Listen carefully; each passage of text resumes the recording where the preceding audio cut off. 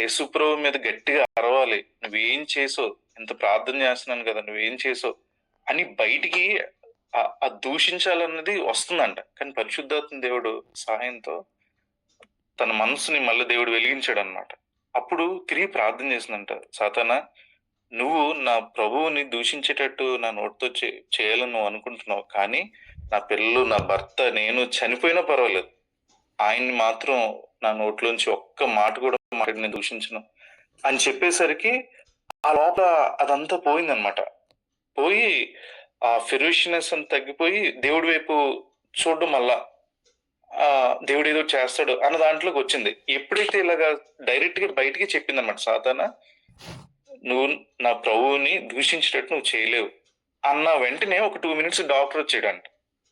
వచ్చేసరికి ఈయనంటి ఈ టైంలో వచ్చాడని అనుకుందంట. సో డాక్టర్తో చెప్పిందంట, మీరు నార్మల్ చేసేసండి సార్, మీరు చేయాల్సిన ప్రయత్నం చేశారు, కానీ ఇంతకంటే తను ఇంకా ఈ స్ట్రగుల్ తట్టుకోలేడు, ఇన్నిసార్లు ఇది 5th టైం రావడం మళ్ళా వెళ్ళడం, సో ఇంకంత నాకు కష్టంగా ఉంది, చాలా బర్డెన్ గా ఉంది అంటే ఒక డాక్టర్ మాట్లాడినట్టు కాకుండా ఆమె చెప్తుంది అనమాట. తర్వాత నేను ఆలోచించానన్న డాక్టర్ మాటలు, అసలు డాక్టర్లు ఇలా మాట్లాడతారా అని ఆలోచించాను. నా బాధ అంతా చూసి ప్రభువే ఆ మనిషిలోంచి అలా మాట్లాడాడేమో అని నాకు అనిపించింది అని చెప్పింది డాక్టర్ మాటలు. ఏంటంటే డాక్టర్ చెప్పాడంట, అమ్మా, మీ ఇద్దరు నన్ను ఎంతగా నమ్మారు, నా మీదే కంప్లీట్ గా మీరు ఆనుకున్నారు, డాక్టర్ చెప్పిన మాటలు అనమాట, ఆనుకున్నారు. సో ఇంతగా నమ్మి ఈ చివరిలో నీ నమ్మకాన్ని ఎందుకు పోగొట్టుకుంటున్నావు? ఇంకొక 5 గంటలు నాకు సమయం వచ్చు కదా, ఒక్క 5 గంటలు సమయం, రేపు రోజు ఒక 5 గంటలు సమయం వచ్చు కదా, నీ భర్తని నేను బాగు చేసి మళ్ళీ నీ చేతికి అప్పచెప్తానని చెప్పాడంట. నీ భర్తను నా చేతిలో పెట్టానని చెప్పావు కదా అంతకుముందు అని అన్నాడంట. ఈ అమ్మాయి ఏమంటుందంటే, అన్న నేను ఎప్పుడు చెప్పలేదు డాక్టర్కి అలాగా, నా హస్బెండ్ని మీ చేతుల్లో పెడుతున్నానండి మీరే అని నేను అనలేదు, కానీ ఎందుకైనా అలాగ అన్నారో తెలీదు, నేను ఆలోచించాను, నేను ఎప్పుడు కూడా అనలేదు, కానీ దేవుడే నన్ను ఓదార్చడానికి అలా మాట్లాడాడేమో అని అనిపించింది అని చెప్తుంది అనమాట. సో డాక్టర్ చెప్పింది ఏంటంటే, మీరు నన్ను నమ్మి వచ్చారు కదా, నీ భర్తని నా చేతులకు అప్పచెప్పావు కదా, ఇంతవరకు వచ్చిన తర్వాత ఇప్పుడు ఎందుకమ్మా ఇలా నమ్మలేకపోతున్నావు, ఇంకొక 5 గంటలు నమ్ము, నేను తనకి సక్సెస్ఫుల్ గా ఆపరేషన్ చేసి తిరిగి నీకు నీ చేతులకి ఇస్తానని చెప్పాడంట. ఆ మాటలకి తను కన్విన్స్ అయిపోయి, ఓకేనండి ఇంకొక 5 గంటలు అంటున్నారు కదా, తీసుకోండి అని చెప్పిందంట. మీరు ఏం చేస్తారో చేయండి అని. ఉదయానికి రియలైజ్ అయింది అనమాట, ఈ మాటలేంటి, డాక్టర్ ఏంటి, ఎందుకంటే నెక్స్ట్ రోజుకి నార్మల్ గానే మాట్లాడడం మొదలు పెట్టాడు, డాక్టర్ లాగా మాట్లాడాడు అంతే. సో 20వ తారీఖు ఉదయాన్నే ఆపరేషన్ పెట్టారు. ఆపరేషన్కి వెళ్తూ శ్రీను చాలా సంతోషంగా వెళ్ళాడంట. ఆపరేషన్కి వెళ్తూ హైఫై ఇచ్చాడంట, అమ్మ నేను మళ్ళా మామూలు వస్తాను, బాగా వస్తాను, నువ్వేం కంగారు పడొద్దని. అసలు ఆపరేషన్కి వెళ్తున్నప్పుడు పేషెంట్కి చెప్పాలి, పేషెంట్ తిరిగి ఇలా ఆవిడతో చెప్తున్నాడంట, హైఫై ఇచ్చి నేను చాలా బాగున్నాను, నేను మళ్ళీ సంతోషంగా వస్తాను, నువ్వేం దిగులు పడకని హ్యాపీగా ఆపరేషన్ థియేటర్లోకి వెళ్ళాడంట. దేవుని మహాకృపను బట్టి సంఘంలో ఉన్న విశ్వాసులందరూ వాళ్ళు ప్రేమించి చేసిన ప్రార్థనలన్నిటిని బట్టి ఆ ఆపరేషన్ సక్సెస్ఫుల్ గా జరిగింది. తను తన మామగారు ఇద్దరు కూడా ఆరోగ్యంగా ఉన్నారనమాట. సో ఈ శ్రీను జీవితం నేను చూసినప్పుడు నేను చాలా చాలా బాధపడ్డాను. ఇది శ్రీను జీవితం గురించి మాత్రమే కాదు, నేను బలపడ్డాను. కరెక్ట్ గా 1.5 year లో యేసుప్రభుని మార్చి 14వ తారీఖున తెలుసుకున్నాడు, 2014, 2024లో. ఇప్పటికీ ఈ సంవత్సరం జీవితంలో ఒక భయంకరమైన విగ్రహారాధికుడు ప్రభు మీద ఆధారపడి ఎంత గొప్ప విశ్వాసంలోకి నడిపించబడ్డాడు. అది నన్ను ప్రతిరోజు ఇన్స్పైర్ చేస్తుంటది. నాకు ఏదైనా ఇష్యూ వచ్చినప్పుడు ఆడి జీవితం చూస్తాను, నా సమస్యతో పోలిస్తే నా సమస్య ఎంత, కానీ ఆడంత ఆధారపడి దేవుడి చేత నడిపించబడుతున్నాడు, నేనెందుకు కాకూడదు అని నేను మళ్ళీ ధైర్యం తెచ్చుకుంటుంటాను అనమాట. సో ఈ సాక్ష్యం మిమ్మల్ని కూడా చాలా ధైర్యపరుస్తుందని నేను నమ్ముతున్నాను. ఎందుకంటే మన దేవుడు సజీవుడైన దేవుడు. ఆడు రాశాడు, Jesus is the truth. Letter లో ఫస్ట్ రాసింది ఏంటంటే, యేసుప్రభు దేవుళ్ళో ఒక దేవుడు అనుకునేవాడిని, లెటర్ ఎండింగ్ రాశాడు ఆయనే దేవుడు అని నాకు ఇప్పుడు అర్థమైంది అని రాశాడు అనమాట. సో నిజమైన దేవుడిని మనం కలిగి ఉన్నాం కాబట్టి ఈ సాక్ష్యం ద్వారా దేవుడికి సమస్త ఘనత మహిమ కలుగును గాక. సారీ, నేను ఎక్కువ టైం తీసుకున్నాను, నాకు అర్థం కాలేదు. నేను అంత టైం మాట్లాడాను కూడా, క్షమించండి. Thank you brother. అన్నా థ్యాంక్ యూనా.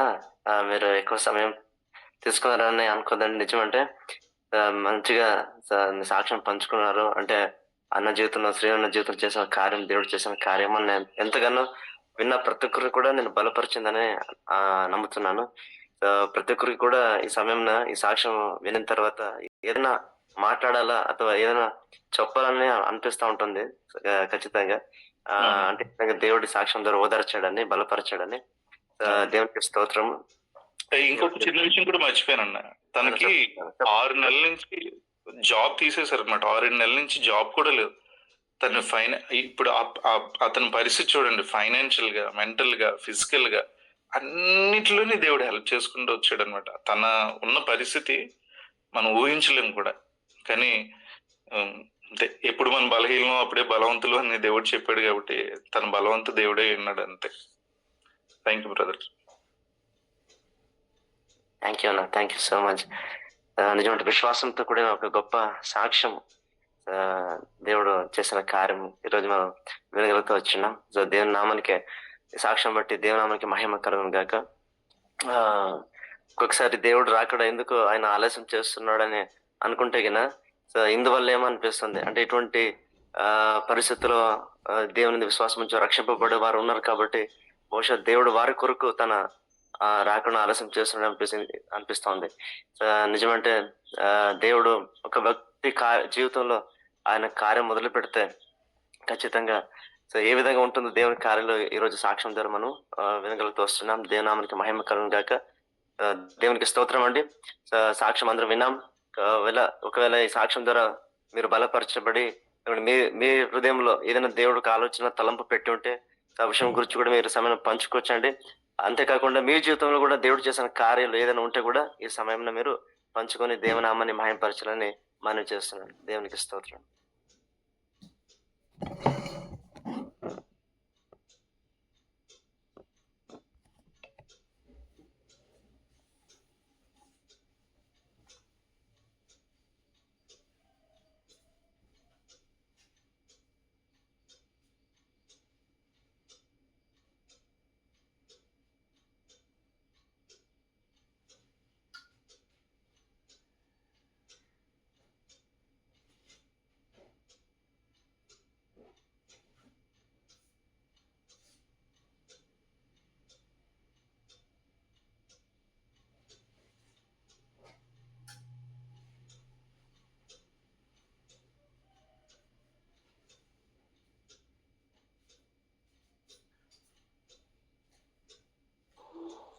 హల్లెలూయా, ప్రైజ్ లార్డ్ బ్రదర్.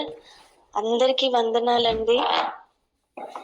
నేను కూడా నా జీవితంలో జరిగిన ఒక చిన్న సాక్ష్యం, దేవుడు చేసిన ఒక అద్భుతం మీతో షేర్ చేసుకోవాలని ఆశ కలిగి ఉన్నాను.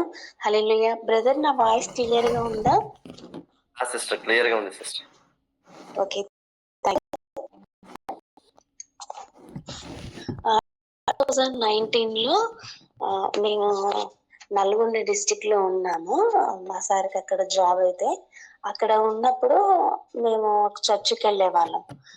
ఇంకా పాస్టర్ గారితో, అక్క వాళ్ళతో చాలా క్లోజ్ గా ఉండేవాళ్ళం. పరిచర్యలో అన్న నన్ను చాలా సపోర్టివ్ చేస్తూ నడిపిస్తూ ఉండేవారు.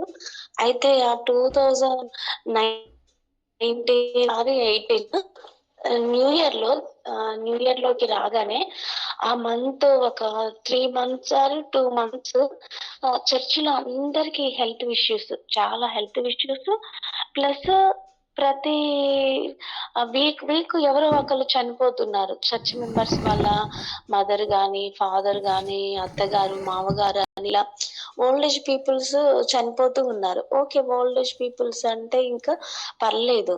అయితే మా సంఘంలో ఎవరు కొంచెం మంచి ఫాదర్ కి ఒక కొడుకులా పనిచేయమంట.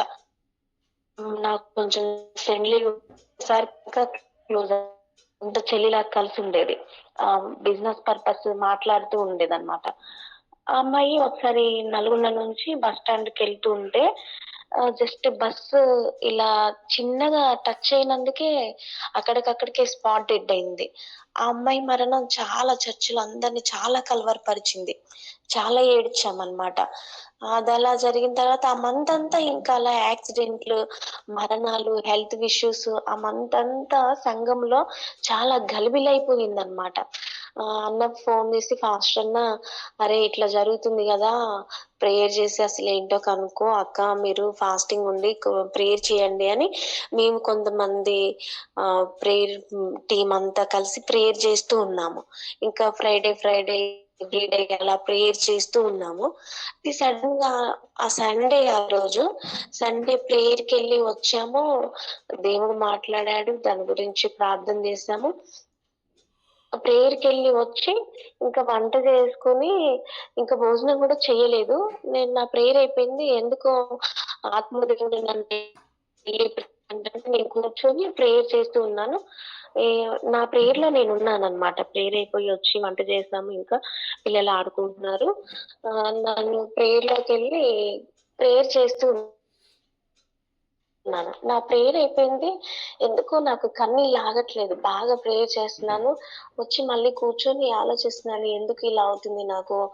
ఏంటి దేవుడేదో చెప్తున్నాడు. నేను గ్రహించుకోలేకపోతున్నానని కూర్చొని ఆలోచిస్తూ ఇగ అలాగే పడుకుండిపోయాను ప్రేయర్‌లోనే. తర్వాత అక్క కాల్ చేస్తా ఉందంట. నా మొబైల్ ఆఫ్ చేశాను నేను. మా సిస్టర్ కాల్ చేస్తూ ఉన్నారంట. ఇంక ఎన్ని సార్లు చేసిందో అది స్విచ్ ఆఫ్ అయ్యేసరికి మా సార్‌కి కాల్ చేశారంట. మా సార్‌కి కాల్ చేస్తే ఏం జరిగిందనేది నాకు తెలీదు. తొందరగా రెడీ అవ్వు ఇంటికెళ్ళిపోదాము అనంటే, ఇంకా మేము భోజనం చేయలేదు, ఏమి చేయలేదు. అన్నీ పక్కన వాళ్ళకిచ్చేసేసి, ఇంక అప్పటికప్పటికి ఉన్న పళంగా దబదబా బ్యాగ్ సర్దేసి ఎళ్ళిపోదాము. నేను దింపేసి మళ్ళీ నేను రేపొచ్చేస్తాను. మీరక్కడ ఉండండి అంటున్నారు. ఏంటి ఏమైంది అంటే, "ఏం లేదు వెళ్ళిపోదాం" అంటున్నారు. నాకేం చెప్పట్లేరు. ఏం చెప్పట్లేదు. ఎందుకని అని నాకేం అర్థం అవ్వట్లేదు. నాకప్పటినుంచి బాగా ఏడుపొస్తుంది. ప్రేయర్ చేసుకుంటున్నాను. "ఏమైందండి? ఏంటి?" అంటే, "మీ సిస్టర్ కాల్ చేశారు వదిన గారు ఎళ్దాము" అంటే, "ఏమైంది?" అంటే, "ఏం లేదు ఊరికినే రమ్మంటున్నారు వెళ్దాము. మీరక్కడ ఉండండి. నేను రేపొచ్చేస్తాను" అన్నారు. సరే అలాగే వెంటనే ఒక్క జస్ట్ హాఫ్ ఎన్ అవర్‌లోనే దబదబా బ్యాగ్ ప్యాక్ చేసుకున్నాము. ఇంకా వెళ్ళిపోయాము. వెళ్తున్నాను. నాకు ఏడుపు ఆగట్లేదు. "ఏమైంది చెప్పండి? ఏమైంది చెప్పండి" అంటున్నాను. ఆయన "ఏం లేదురా జస్ట్ ఊరికనే చూడాలంటున్నారు" అనన్నారు. నాకేం చెప్పలేదు. ఇంకా వెళ్తున్నాము. డైరెక్ట్ బస్ బుక్ చేసుకొని ఎళ్తున్నాము. సూర్యాపేట వరకు ఎళ్ళాము. సూర్యాపేట దగ్గరికెళ్ళాక నేనంతే బస్‌లో కూర్చొని ఇంకా చిన్న పిల్లలు మా పిల్లలు ప్రేయర్ చేసుకుంటూ ఉంటున్నాను. ఆత్మదేవుడన్నారు తన పక్కన ఒక సిస్టర్ ఉన్నారు నా పక్కన. తనకి "నువ్వు గాస్పెల్ చెప్పు" అన్నారు. అసలు నేను ఇంటికెందుకెళ్తున్నానో నాకే తెలియదు. నాకు ఏడుపు ఆగట్లేదు. అసలు ఏం జరుగుతుందో తెలియట్లేదు. ఏడుస్తా ఉన్నాను. మళ్ళీ తనకి గాస్పెల్ జెప్పాలి. తను ఎంతంటే భయంకరంగా విగ్రహారాధనలాగా ఆమెనే గనిపిస్తుంది నాకొక సాతానులాగా. ఆమెకి వెళ్లి సువార్త చెప్పమంటున్నారు. సరే నేను కూర్చున్న ప్లేస్ నుండి లేచి మా బాబు మంత్స్ బాబు. బాబుని తీసుకొని తన పక్కకెళ్ళి కూర్చొని జస్ట్ మామూలుగా పలకరిస్తూ హాయ్ అక్క ఎక్కడికెళ్తున్నారు? ఏం చేస్తున్నారు? అని ఏదో క్యాజువల్‌గా మాట్లాడి ఇంకా ఒక 10 మినిట్స్ అయితే దిగుతాము అనంగా అప్పుడు తనకి గాస్పెల్ చెప్పాననమాట. గాస్పెల్ చెప్తూ ప్రేయర్‌లో ఇలా అని దేవుని గురించి చెప్తూ ఉంటే ఆ సిస్టర్ అన్నారు, "అవునమ్మా నా కోసం గూడా ప్రేయర్ చేయండి" అని అప్పుడు ఇంకా దిగే టైంకి అప్పుడు తనంతా చెప్పేసి తనకు ప్రేయర్ రిక్వెస్ట్ ఇచ్చింది. ఓకే అని తనని ఇంకా ఆ కొంచెం సమయంలోనే ఎంత బలపరచాలో, ఎంత చెప్పాలో తనకి అంత గాస్పెల్ చెప్పేసి ఇంకా తన నంబర్ తీసుకొని నేను అలాగే చిన్న ప్రేయర్ చేసి ఇంకా బస్ దిగి తనకి బాయ్ చెప్పేసి ఎళ్ళిపోయా. ఇంకా అప్పటికి నాకు కొంచెం రిలీఫ్ అయ్యాను. తర్వాత మా సార్‌ని అడిగాను, "ఏమైందండి? ఎందుకు ఇలా సడెన్‌గా అక్క కాల్ చేసింది" అంటే, నీకు కాల్ చేశారంట వదిన గారు. నీ మొబైల్ ఆఫ్ అయింది. నాకు కాల్ చేశారంటే, ఏమైంది? ప్లీజ్ చెప్పండి" చాలా సేపు రిక్వెస్ట్ చేశాక ఇంకా ఇంటికి దగ్గరకొచ్చామంటే, "నువ్వు టెన్షన్ పడకు, నువ్వు భయపడకు, ఏడవకు. అసలే నువ్వు సెన్సిటివ్. మళ్ళీ నువ్వు కంగారు పడితే మళ్ళీ నీకేమన్నా హెల్త్ ప్రాబ్లమ్ అయితే మళ్ళీ ప్రాబ్లం అవుతుంది, నేను చెప్పేది నిదానంగా విను. మీ నాన్నగారికి ఏదో చిన్న యాక్సిడెంట్ అయిందంట అన్నారు. యాక్సిడెంట్ అనగానే అసలు ఇంకా నేను తట్టుకోలేకపోయాను.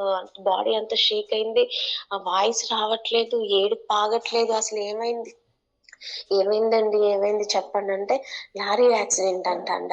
అసలు ఆ అమ్మాయికి చిన్న బస్ ఇట్లా జస్ట్ టచ్ అయినందుకే అక్కడికక్కడికే డెడ్ స్పాట్ అయింది. లారీ అంటే అసలు ఎట్లున్నారు ఏంది అనేది ఇంకా నాకు మాట రాలేదు. అసలు నేను తట్టుకోలేకపోయాను. అసలు ఇంకా నాకు ఏడుపు ఆగట్లేదు. అసలు ఏమీ అర్థం కాకుండా అసలు అలా ఒక హాఫ్ ఎన్ అవర్ అలాగే ఉండిపోయాను. మళ్ళీ మా సారు పిలిచి నన్ను వాటర్ తాగించి, ఏం కాలేదు బాగున్నారు, మీ నాన్నగారు అక్కడే హాస్పిటల్ ఉండమంటే ఉండనని మరి ఇంటికి వెళ్ళిపోయారంట.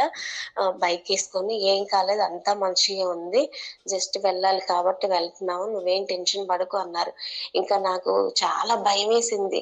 అసలు నాకు ఏడుపు ఆగట్లేదు, ఏమవుతుందో కూడా నాకు అర్థం కావట్లేదు. డైరెక్ట్ గా ఇంకా మేము హాస్పిటల్కి వెళ్ళిపోయాం. హాస్పిటల్కి వెళ్ళిపోతుంటే మళ్ళీ నాన్న హాస్పిటల్లో ఉండమంటే ఉండనని ఇంటికి వెళ్తుంటే మా పెద్ద మామయ్య ఉన్నారు, అమ్మ వాళ్ళ పెద్ద తమ్ముడు, నాన్నని తీసుకొని వచ్చి హాస్పిటల్ అడ్మిట్ చేశారంట. మేము వెళ్ళేసరికి అక్కడే ఉన్నారు నాన్నగారు. హాస్పిటల్కి వెళ్ళాలి, చూపించుకుంది రామోయ్, అట్లా వెళ్తున్నావేంటి అనేసి తీసుకెళ్లారంట. తీసుకెళ్లి మళ్ళీ నేను ఈ హాస్పిటల్లో ఉండలేను, అసలు ఏం కాలేదు, నేను మంచిగా ఉన్నానని, అసలు ఉండనంటే ఉండనని అలాగే ఇంటికి వెళ్ళిపోయారంట ఎవరికి చెప్పకుండా. మేము డైరెక్ట్ గా హాస్పిటల్కి వెళ్ళాం. హాస్పిటల్కి వెళ్తే మావయ్య, అమ్మ అందరు ఉన్నారు, నాన్నని వెతుకుతున్నారు ఎక్కడికి వెళ్ళాడో అనేసి. వెళ్తే నాన్న ఫోన్ చేసి ఇంటికి వచ్చేసానులే అని ఇంకా అమ్మమ్మ, చిన్న బాబాయ్ వాళ్ళతో కలిసి తీసుకొచ్చారంట. అమ్మ వాళ్ళు ఉండమని ఫోర్స్ చేస్తుంటే చిన్న బాబాయ్ని తీసుకొని ఇంటికి వచ్చేసారంట. బాబాయ్, పిన్ని కలిసి నాన్నని ఇంటికి తీసుకొని వచ్చారంట. ఇంకా మేము హాస్పిటల్ దగ్గర నుండి డైరెక్ట్ గా ఇంటికి వచ్చేసాం అమ్మ వాళ్ళతో కలిసి.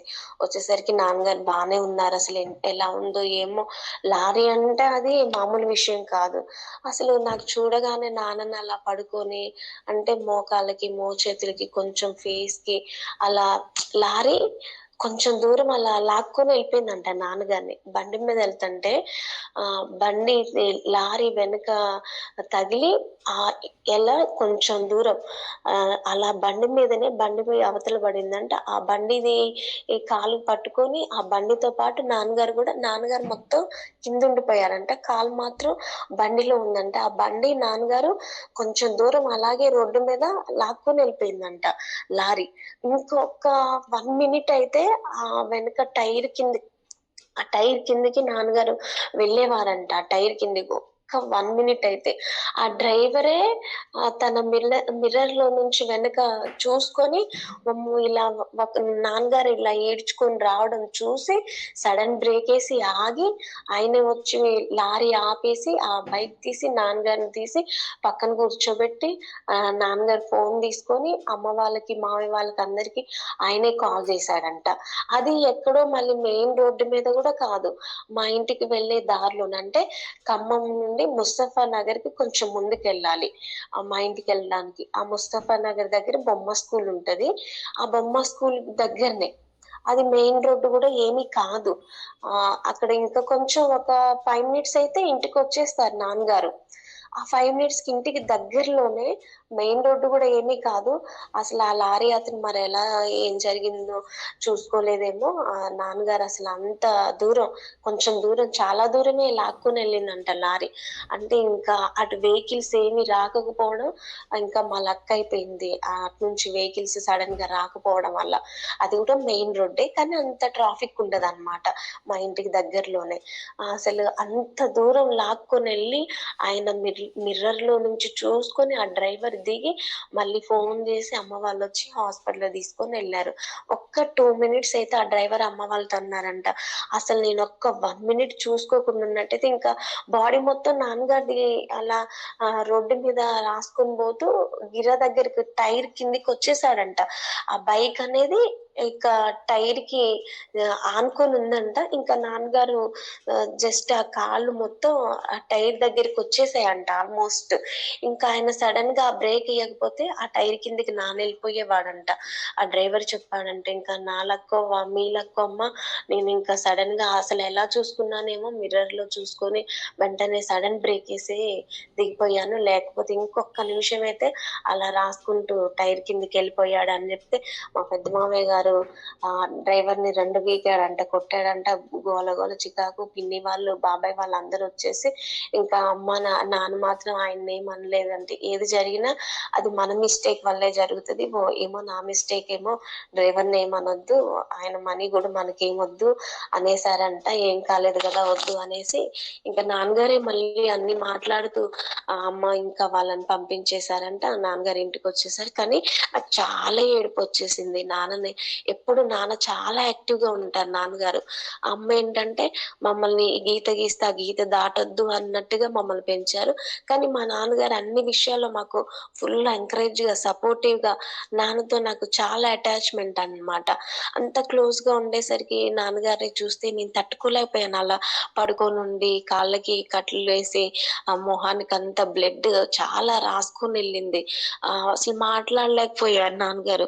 ఇంక నేను గూడా లేపలేదు. ఇప్పుడే టాబ్లెట్ ఏసామమ్మా, కొంచెం ఇడ్లీ తిని పడుకున్నారు అంటే, నేను నాన్నని చూసి పిలిచాను. నాన్న, నాన్న అని పిలిచాను. పలకలేదు నాన్న. జస్ట్ ఇలా ఐస్ క్లోజ్ చేసి, మళ్ళీ ఓపెన్ చేసి, ఇలా చూస్తూ మళ్ళీ అలాగే పడుకున్నారు. అలాగా చూసేసరికి నాన్నగారిని నేను అస్సలు తట్టుకోలేకపోయాను. ఎందుకంటే ఏది చిన్న చిన్న వాటికి నాన్నగారు అలా పడుకోరు. ఎంత ఓపిక లేకపోయినా నాన్నగారు పొలం దగ్గరికెళ్ళేవాళ్ళు, పని చేసుకున్నారు. ఈ పని వాళ్ళు రాకపోయినా ఆ! ఇన్ వాళ్ళు జీతగాళ్ళు రాకపోయినా నాన్నగారెళ్లి చూసుకునేవాళ్ళు. వాళ్ళే చెయ్యాలి అన్నట్టుగా ఉండేవాళ్ళు కాదు నాన్నగారు. జీతగాళ్ళొచ్చినా రాకపోయినా నాన్నగారు చూసుకునేవాళ్ళు ఏదైనా. మమ్మల్ని చాలా ఎంకరేజ్, ఎందుకంటే మేము ముగ్గురం ఆడపిల్లలమైనా నాన్నతో నాకు ఎక్కువ క్లోజు, ఎక్కువ అటాచ్‌మెంట్. ఎప్పుడు నాన్నగారు వచ్చిన తర్వాతే నేను భోజనం చేసేదాన్ని. నేను, నాన్నగారు భోజనం చేసేవాళ్ళం. నాన్న నన్ను తన ఒళ్ళో పెట్టుకొని నేను పడుకున్నప్పుడు నా కాళ్ళొత్తుతూ ఇంకా మంచి మంచి స్టోరీస్ చెప్తూ నాకు అలా పడుకోబెట్టేవాళ్ళు. ఈవెన్ నా మ్యారేజ్ అయిపోయిన తర్వాత మా పాప పుట్టిన తర్వాత గూడా నన్ను అలాగే పడుకోబెట్టుకునేవాళ్ళు. ఇంటికెళ్ళినప్పుడు నాన్నగారే నాకు భోజనం తినిపిచ్చేవాళ్ళు. అంత క్లోజ్‌గా ఉండేదాన్ని నేను నాన్నగారితో. అలా చూసేసరికి తట్టుకోలేక బాగా ఏడ్చాను నేను. ఏడ్చి ఇంకా ఇగో ఈ రేణు వచ్చింది ఏడుస్తుందిలే అని అమ్మ లేపితే, నాన్న అలా ఉండి గూడా నా కన్నీళ్లు తుడుస్తూ దగ్గరికి తీసుకొని నన్ను ముద్దు పెట్టుకొని, "ఏం కాలేదు నాన్న, జస్ట్ ఇగో కొంచెం తలిగిందంతే. ఏం కాలేదులే. అసలెందుకు ఫోను జేశారు మీరు? ఏడుస్తదని తెలుసుగా ఎందుకు చెప్పారు మీరు? నిమ్మలంగా రేపో ఎల్లుండో వచ్చేది గదా! నైట్ పిల్లల్నేసుకొని, చిన్న పిల్లల్ని వాళ్ళు హడావుడిగా వచ్చారు" అని అమ్మ మీద కోప్పడుతున్నారు. ఇంకా అలా మాట్లాడుతుంటే ఇంకా నేను బాగా ఏడిచాను. ఏడ్చి ఇంక అందరూ పడుకున్నాక లోపలికెళ్ళి ప్రేయర్ చేసినాను. ఇంకా మార్నింగ్ ప్రేయర్ చేసుకున్నాము. ఇంకా అలాగే పడుకున్నాను ప్రేయర్‌లోనే. మార్నింగ్ అక్క అంటున్నారు, "అక్క చూడ్డానికి అందరొస్తున్నారు చుట్టుపక్కల, ఇంటి పక్కన అందరూ. వామ్మో! చిన్న బైక్ యాక్సిడెంట్ అయ్యే చనిపోతున్నారు. సైకిల్ మీద నుంచి ఎళ్లి నిన్న ఆయన అలా చనిపోయారంట. ఇంకా లారీ ఇంత దూరం ఈడ్చుకొనొచ్చి ఈ చిన్న చిన్న గాయాలు." అప్పటికి మళ్ళీ మార్నింగ్ నాన్నగారు లేసి ఏదో పని జేస్తానే ఉన్నారు. చిన్నగా లేచి అసలు ఇంత లేచి ఇంటికే వస్తా అంటున్నాడంటే దేవుని కృప, ఏం కాలేదులే అమ్మా అని మాట్లాడుతంటే అందరొచ్చి పలకరించి మాట్లాడుతూ ఉన్నారు. వాళ్ళందరూ ఎళ్ళిన తర్వాత అక్క అంటున్నారు, "ఇది నిజంగా మన లక్ మమ్మీ. మన దేవుడే మనల్ని నాన్నగారిని ఇంకా ఏ అపాయం రాకుండా ఇలా బ్రతికించాడు" అనంటే నాకొక ఆలోచనొచ్చింది. అందరూ వెళ్ళిపోయి అక్క ఈ మాట అన్న తర్వాత, "అదేంటి అక్క, మా దేవుడు ఏ దేవుడో మా దేవుడో రక్షించాడు" అని అంటున్నది. అని నేను ఆలోచిస్తున్నాను. అంటే దేవుడు అంటున్నాడు, అన్నాడు, నువ్వెందుకు చెప్పలేకపోయావు నా దేవుడు నాన్నని రక్షించాడు అని. అంటే నేనేం మాట్లాడలేకపోతున్నాను. ప్రేయర్‌లో ఆత్మ నన్ను ఇలా అంటూ ఉంది. నాకు ఇలా మాట్లాడుతుంది, నువ్వెందుకు గట్టిగా చెప్పలేకపోయావు నా దేవుడు నా మొర ఆలకించి మా నాన్నతో ఎప్పుడూ ఉన్నాడు. నేనెప్పుడు మా అమ్మ నాన్న కోసం నేను ప్రేయర్ చేస్తూ ఉన్నాను. ఇంత గట్టిగా బలంగా దివారాత్రులు వాళ్ళ కోసం వారి రక్షణ కోసం మొరపెడుతున్నప్పుడు నేను విననా? నేను ఆలకించనా? వాళ్ళతో నేను లేనా? అని దేవుడు అంటూ ఉన్నాడు. అంటుంటే దేవా నేనేం చెప్పాలి? నాకేం తెలియదు కదా! మరి నువ్వు రక్షించావని నాకు తెలుసు. కానీ నేను వాళ్ళకి చెప్తే ఎలా నమ్ముతారు అని నేను ప్రేయర్ చేస్తున్నాను. నైట్ దేవుడు నాకొక దర్శనం చూపించాడు. లారీ నాకు కనిపిస్తుంది. ఆ లారీ టైర్ దగ్గర దేవుని దూత నాకు కనిపిస్తుంది. క్లియర్‌గా మనం కళ్ళు తెరిచి చూస్తే ఒక పిక్చర్ చూస్తే మనకెలా కనిపిస్తుందో, ఆ ఏంజెల్ అలా కనిపిస్తుందనమాట. అలా చిన్నది చాలా వైట్‌గా ఒక గొర్రెపిల్ల కనిపిస్తుంది. ఆ టైర్‌కి ఆనుకొని కనిపిస్తుందనమాట. ఆ టైర్‌కి నాన్నగారికి మధ్యలో ఆ టైర్‌కి ఆనుకొని ఆ గొర్రెపిల్ల నాకు కనిపిస్తుంది. ఇదిగో చూడు నా దూత నంపి నేను ఆ కీడు కలగకుండా, ఆ మరణం జరగకుండా మీ నాన్నని నేను రక్షించాను అని నాకు చూపిస్తున్నాడు. అది చూసిన తర్వాత అవును దేవా, అది చూసినా చూడకపోయినా నువ్వు నా కుటుంబాన్ని రక్షిస్తున్నావన్న నమ్మకం నాకుంది. నువ్వు కాపాడుతున్నావన్న నమ్మకం ఉంది. కానీ వాళ్ళకి ఎలా చెప్పాలి అని నాకప్పుడు అంతా ఇవన్నీ దేవునిలో నేను అప్పుడే కొత్తగా నేను నమ్ముకున్నాను దేవుణ్ణి. అప్పుడే నేను కొత్తగా దేవుని మందిరానికెళ్తున్నాను. దేవుని మందిరానికెళ్ళడం గూడా నల్గొండకెళ్ళిన తర్వాతే అక్కడ పాస్టర్ అన్న పరిచయం అయ్యి మాట్లాడి, మా సార్‌తో మాట్లాడి రండి ఇలా చర్చికి తీసుకురా నాన్న అని చెప్పినంకే మా సార్ తీసుకెళ్తున్నారు. అప్పటి వరకు నన్ను ఎక్కడికి చర్చెస్‌కి వెళ్ళనిచ్చేవాళ్ళు కాదు. అప్పుడే నేను కొత్తగా నమ్మి ప్రేయర్స్‌కెళ్తూ ఉన్నాను. కానీ దేవుడంటే నాకు చాలా ఇష్టం. ఎక్కువ ప్రేయర్‌లో ఉండేదాన్ని. నాకు నమ్మకం ఉంది. దేవుడు నా మొర ఆలకిస్తున్నాడు. నాతో ఉన్నాడు. మా ఫ్యామిలీని ప్రొటెక్ట్ చేస్తున్నాడు అని. నువ్వలా చెప్పలేకపోయావు కాబట్టి నేనిది చూపిస్తున్నాను. ఈ దర్శనాన్ని చెప్పి నువ్వు సాక్ష్యం ఇవ్వు అని దేవుడు చెప్పినప్పుడు ఆ నైట్ ప్రేయర్‌లో ఉన్నాను. మార్నింగ్ ఇంకా అంతా దేవుడు నాతో మాట్లాడింది. దేవుడు నాకు చూపించిన ఈ గొప్ప దర్శనాన్ని అమ్మకి, నాన్నకి నేనందరికీ చెప్పాను. నాన్నని చూడ్డానికొచ్చిన వాళ్ళకి గూడా నేను చెప్పాను. అమ్మ, నాన్న, అక్క అందరూ అవును ఆ దేవుడే రక్షించాడు నిజంగా. నా కూతురు ప్రార్థనని, నా కూతురు చేస్తున్న ఆ ప్రార్థనను బట్టి ఆ గొప్ప కీడు నుండి ఆ యేసయ్య మమ్మల్ని రక్షించాడని అమ్మ, నాన్న, అక్క అందరూ అన్నారు. అందరూ వచ్చిన వాళ్ళందరికీ అమ్మ ఇలాగే సాక్ష్యం చెప్తుంది. నిజంగా నాకు చాలా హ్యాపీగా అనిపించింది. నిజంగా ఆ మంత్ మా చర్చెస్‌లలో జరిగే ఆ కీడులు, ఆ హెల్త్ ప్రాబ్లమ్స్ ఆ విషయం బట్టి చాలా ప్రేయర్ చేస్తూ ఉన్నాం మేము. కానీ చిన్న చిన్న యాక్సిడెంట్స్‌లకే మరణాలు జరిగినాయి. ఇంత పెద్ద లారీ ప్రమాదం అంత దూరం మా నాన్నగారిని ఈడ్చుకొనెళ్ళింది. దేవుడు ఆయన మహాకృప, ఆయన దీనులమై అర్హత లేని మా పట్ల, యోగ్యత లేని మా పట్ల ఆయన కృప చూపి ఆయన మమ్మల్ని ప్రేమించాడు. నిజంగా మాకాయన తెలియదు. యేసయ్య ఎవరో తెలియదు. మేము అన్యులం. ఆయన మమ్మల్ని ప్రేమించి ఆయనే మా దగ్గరకొచ్చాడు గానీ మేమేదో యేసయ్య దేవుడంటూ మేము వెళ్ళలేదు. ఇది కేవలం మా భక్తి కాదు, మా నీతి కాదు, మా పరిశుద్ధత కాదు, ఏది కాదు. మేము అర్హత లేని వాళ్ళం, యోగ్యత లేని వాళ్ళం.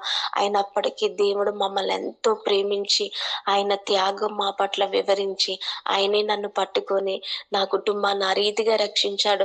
నిజంగా ఆ రోజు దేవుడు కాపాడకపోతే మా నాన్నగారు ఈ రోజు ఉండేవారు కారేమో. దేవుని దూత నంపి ఆ గిర్ర దగ్గర ఎంత క్లియర్‌గా చూయించాడో, ఆ గిర్రకు ఆనుకొని నాన్నగారికి ఆ టైర్‌కి మధ్యలో తన దూత నంపి పెద్ద ప్రమాదం నుండి, కీడు నుండి దేవుడు మా నాన్నగారిని రక్షించాడు. ఇప్పటికీ అన్ని విషయాల్లో వెళ్తున్నప్పుడు కూడా నాన్నగారిని ప్రొటెక్ట్ చేస్తూ, అనేక ప్రమాదాల నుండి మా కుటుంబాన్ని రక్షిస్తూ, ఆయన మమ్మల్ని పోషిస్తూ, ఒక స్థితిలో నిలబెట్టి ఈరోజు ఆయనకు వాడుకునే పాత్రగా ఈరోజు నన్ను నిలబెట్టాడు. అది కేవలం దేవుని కృప తప్ప మాదంటూ ఏమీ లేదు. నిజంగా దేవుడు పిలిస్తే పలికేవాడు. ప్రభువా అంటే నేనున్నాను అంటూ చేయి పట్టుకొని నడిపించేవాడు. అవును కదా!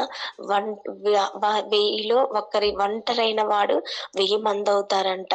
ఎవరు లేని వారికి ఆయన తోడుగా ఉంటాడంట. యెహోవా కొరకు ఎదురు చూచువారు నూతన బలం పొందుకుంటారంట. ఎన్నో సార్లు నేను బలహీనురాలుగా ఉన్నప్పుడు నాకెంతో బలమిచ్చాడు. ఆ బలహీన సమయంలోనే నన్ను బలంగా వాడుకున్నాడు. దేవునికి అసాధ్యమైంది ఏదీ లేదు. ఇంత గొప్ప దేవుణ్ణి ఈరోజు నేను కలిగి ఉన్నందుకు చాలా సంతోషిస్తున్నాను. చాలా హ్యాపీగా ఫీల్ అవుతున్నాను. నా అతిశయమంతా నా దేవుడే. నా బలమంతా నా దేవుడే. ఎందు విషయంలోనైనా నేను ఎక్కువ ఆనందిస్తూ, ఉత్సాహిస్తూ, అతిశయిస్తూ ఉంటానంటే అది కేవలం నా ప్రభువును బట్టే. ఇంత గొప్ప దేవుడు నన్ను పట్టుకున్నందుకు దేవునికి నా ప్రాణం ఉన్నంత వరకు నేను నమ్మకంగా ఆయన పనిలో వాడబడాలనేదే నా ఆశ. ఇంకా మా పేరెంట్స్‌కి రక్షణ లేదు. వాళ్ళకింకా అంత తెలియదు. అంటే నన్నెళ్ళనిస్తారు, చెప్తే వింటారు. ఓకే. యేసయ్య గొప్ప దేవుడు అని నేను చెప్పినప్పుడల్లా నమ్ముతారు గానీ, వాళ్ళు చర్చెస్‌కెళ్ళరు, ప్రేయర్ చేసుకోరు, దేవుణ్ణి విశ్వసించరు. వాళ్ళు మారాలి, రక్షింపబడాలి, వాళ్ళు సాక్షిగా నిలబడాలనేది నాకు చాలా ఆశ. మీ అందరూ వ్యక్తిగత ప్రార్థనలో పరిశుద్ధాత్మ దేవుడు మీకు జ్ఞాపకం చేస్తే, మా ఫ్యామిలీ కొరకు, మా పేరెంట్స్ రక్షణ కొరకు ఒక్క 5 మినిట్స్ ఆర్ 2 మినిట్స్ మీ ప్రార్థనలో జ్ఞాపకం చేసుకుంటారని ఆశిస్తున్నాను. ఈ కొద్ది మాటలు, ఈ చిన్న సాక్ష్యం దేవుడు దీవించి ఇంకా గొప్ప సాక్షిగా నన్ను, నా ఇంటి వారిని నిలబెట్టాలని నేను ప్రార్థనలో ఆశిస్తున్నాను. దేవునికి మహిమ కలుగును గాక. Amen. Thank you brother. Thank you sister. దేవునికి స్తోత్రం. సో మీ సాక్షిని బట్టి సో దేవునామానికి మహిమ కలుగాక. సో అవునండి, నిజమంటే ఈరోజు మన ప్రార్థనలు ఏ విధంగా మనల్ని, మన ఇంటి వారిని రక్షిస్తాయో, కాపాడుతాయో, తన దూతను దేవుడు ఖచ్చితంగా దేవుని వాక్యం రాయబడిన ప్రకారం ఆయన దూతను పంపి ఆయన కాపాడుతాడు అనే ఒక సాక్ష్యం ద్వారా మనం వినగలుగుతూ వచ్చిన దేవునికి స్తోత్రం కలుగాక. నిజమంటే చిన్న చిన్న యాక్సిడెంట్లు కొంతమంది చనిపోవడం చూస్తున్నాం. ఇంత గొప్ప ప్రమాదం కలిగినప్పటికీ కూడా దేవుడు సిస్టర్ తండ్రిని కాపాడినంటే వారు చేసిన ఆ ప్రార్థనలే. సో దేవునికి స్తోత్రం కలుగాక. దేవుడు ఆయన ప్రార్థన వింటున్నాడు, ఆయన సజీవుడు అనడానికి సో ఈ సాక్ష్యం ద్వారా దేవుడు ఆయన మహిమ పొందినాడు. దేవునామానికి మహిమ కలుగాక. ఇంకెవరు ఉంటే కూడా మీ సాక్ష్యం పంచుకొని దేవునామాన్ని మహిమపరచడం మనం చేస్తున్నాం.